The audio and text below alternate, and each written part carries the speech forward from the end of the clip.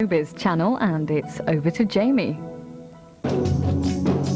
Today, in an oZone special, we try to answer the question everyone's asking. What will the Spice Girls do after Geri?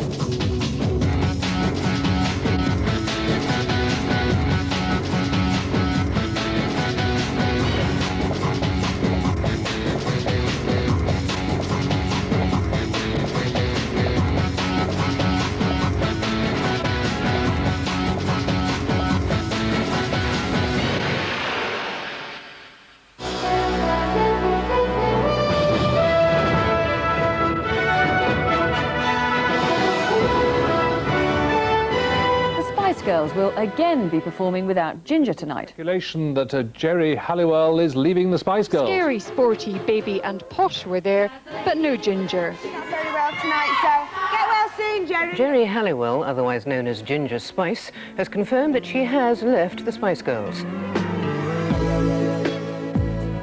Something has changed, isn't there?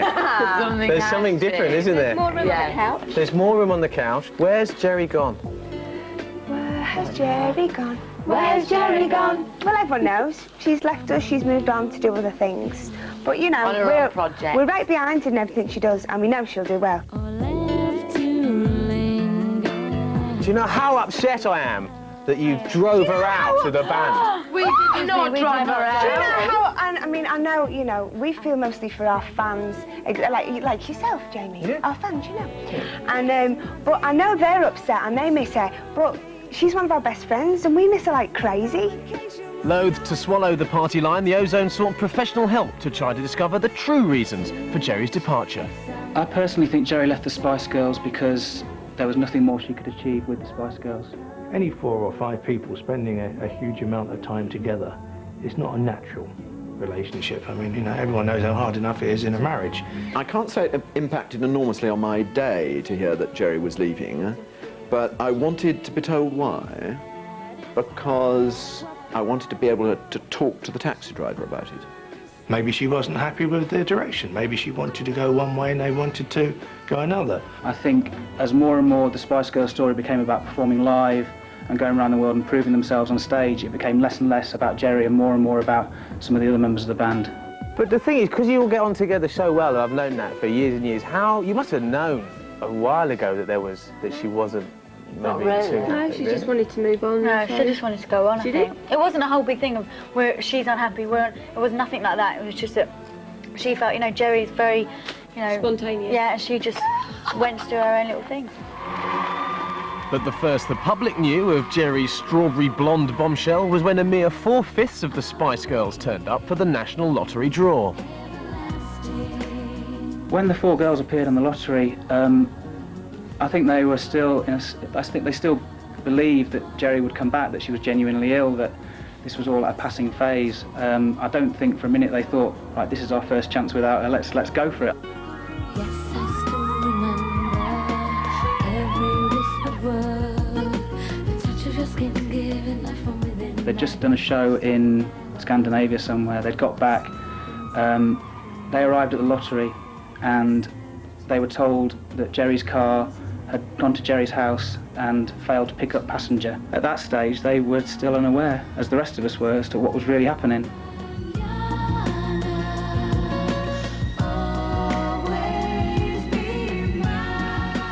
I got a phone call here at Smash Hits from Melanie C. a day and a half after it was all reported, and she was genuinely shocked. I mean, at that stage, it was the final announcement hadn't been made. It was still a stomach upset, and they would, you know, she sounded genuinely, you know, surprised at how things were developing. But I want to know, what did she say when she said you know, on that day? Funny enough, she didn't. She didn't tell us. Well, she must have. No, you know, we can't say too much except for, you know, but we can sing it. Ha! Oh, is it like a legal thing that you're not allowed, one of them things? It's one of them things. It is. Let's just move on. I think it'll be a question of what comes out in 2 months' time, when Geri's embargo runs out and the Spice Girls embargo, and you know they're allowed to talk about it in a couple of months' time.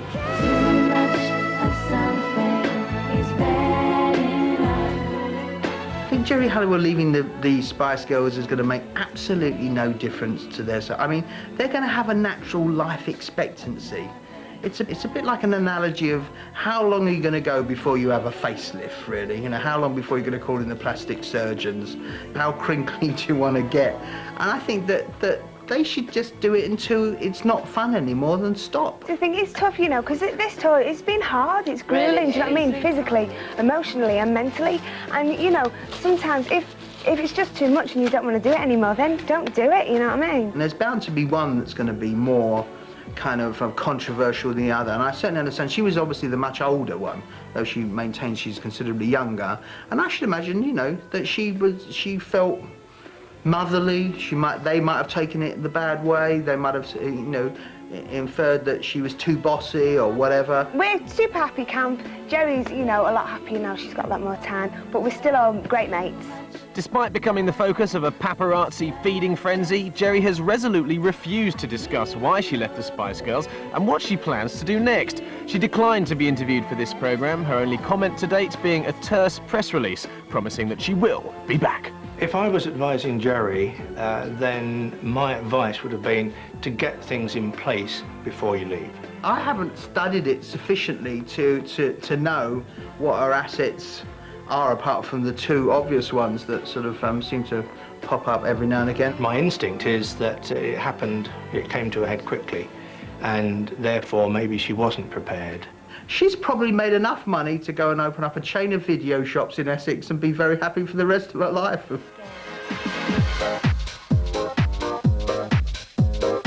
Now that she's an ex-Spice Girl, Geri finds herself thrust back into the job market. But having previously worked as a cleaner, a glamour model, an aerobics instructor, a game show hostess and a cage dancer, there's no end of trades to which she can turn her hand. If Geri came to me for a job, would I hire her? I suppose I would, but obviously I've got to interview her. I mean, I enjoy doing what I'm doing, so I mean, I shouldn't see why she should be that upset to go back to a job which she previously did. I think Geri was an all-round excellent performer. I think she knew what she was doing because she had the background training of doing aerobics and cage dancing, and that gives you a lot of confidence. Cage dancers do a lot of agile moves, which incorporates a lot of floor work, turns, spins, kicks, everything like a bit of adage as well to make it really interesting. I don't think she'd like to go back to doing that because that is like a preliminary stage that you go through before you're going to join a band. Gosh, if I heard Geri was doing a class down the local sports centre, out of pure nosiness, I would have to go. If Geri had to go back to aerobics instructing full-time as her job, I think the money factor would be really, really hard. Also regularity. You know, she'd have to be somewhere at a certain time, and I don't think, I mean, I know they had their schedules, but people would actually be waiting for her in a class, and if she wasn't consistent, they'd be really disappointed, and then the centre would lose members. I think Geri would find it very difficult to adjust if she went back to glamour modelling now. She's had the experience of all the crazy fame to do with the Spice Girls and everything. People look for different qualities in glamour models now than they did a few years ago. They want very sweet and innocent and pretty looking girls, and I don't think Geri's really got the right look anymore. I think, to be honest, I'd advise her not to do it. I'd tell her that she was much better than going back to being a glamour model, and because she's already got that fame, there's no reason why she can't move forward and go into TV presenting or even launch a singing career on her own.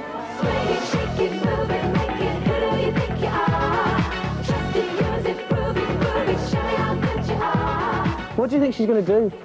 I think she'll do anything she wants to do. Who knows? She'll do anything. She's anything. No, she's got lots of dreams and ambitions, like all of us. Yeah, that's what I meant. She could. Oh God, I think that's so wrong. She could do anything. Yeah. People are saying that she's going to do TV. I think she would. She would be good on TV. Yeah. I think Miss Geri could probably present things. I think she could go on a cable channel and she could possibly talk about consumables for the younger person. Not quite the My Little Pony set, somewhere between My Little Pony and Barbie and, you know, that sort of world. This is the fashion police, and baby, you're busted. What's your name? Maria. Maria, what are you wearing? You're in a serious need of a makeover. Well, I'll tell you what, if you're in for it, we've got a fashion editor, we've got Henny's, all at your disposal. Do you want to do it? Let's go, yeah? Okay, let's go for it. I think if I'd been Geri's producer and I'd seen that as a first performance, I'd be quite pleased. Move over Madonna, she's going to have a bear hug. I would say her strength's really good at running. She's very in your face. She's stark naked. Boys, do you want to have a look? I don't think so. She's not actually listening to anyone else. Look at this lovely flat stomach. And she's hiding. And if she's interviewing, that's a slight disadvantage. You do have to listen to other people. But she's got star quality. When she's on the screen, you look at her. I think she's got what it takes. Oh, yes, she's looking good. The chances of Geri becoming the next Esther are pretty good. Well, I haven't been very well, and there have been one or two other people presenting my show. And I actually could see that if Geri were to take it over, particularly in a rather low-cut dress, rather high heels, I think people would watch for fun. So I hope she doesn't, because I'm not sure there'd be room for me when I got back. But before she rose to the stellar heights of live TV, Geri was full of Eastern promise, delighting audiences on the Turkish version of The Price is Right.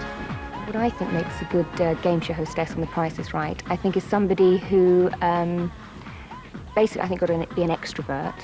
You can't be camera shy. You've got to enjoy performing and use it and try and use it as a stepping stone. A pair of stone-carved giraffes. This beautiful carving of a mother and her baby is made by the Kisii tribe of West Kenya. Realistically, do I think Geri will want to be a game show hostess?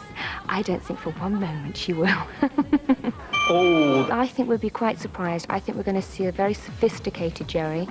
I think she's completely changing her image. I think you're going to see a much more calmer, sophisticated, I'm back, but I'm here, take me seriously. And she's going to, I think she'll probably go into acting.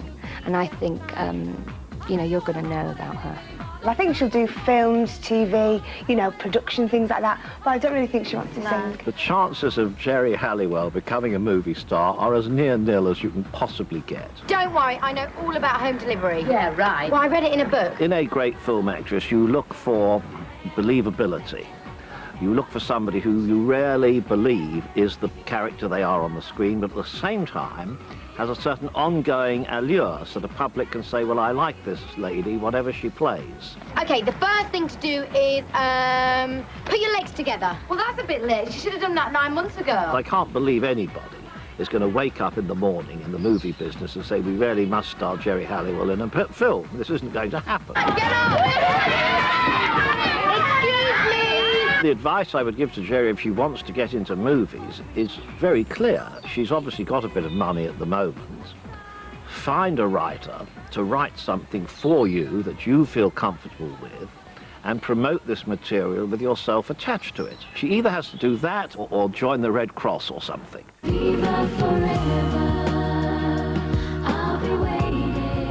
This is my favourite Spice Girls song. Is it? Well, that must be your, what, 408th number one? Seven. So, I mean, that just goes to show that everyone's still behind you back home. I know, that is quite cool. mad as well, because we're aware. So, you know, it's nice and it's reassuring for us to think, you know, people are still, they still love us rooting for us. Viva Forever, for me, was like a perfect Spice Girls single. You know, it summed up the mood they were in at the time. Geri had left, but she was still part of that song, and it was still a big gang feeling. You could still listen to it and go, oh, I love the Spice Girls. Were you ever worried about it maybe not getting to number one because of, you know, the things that have happened? I mean, obviously, as Melanie said, it's difficult, you know, when you're away trying to promote a single.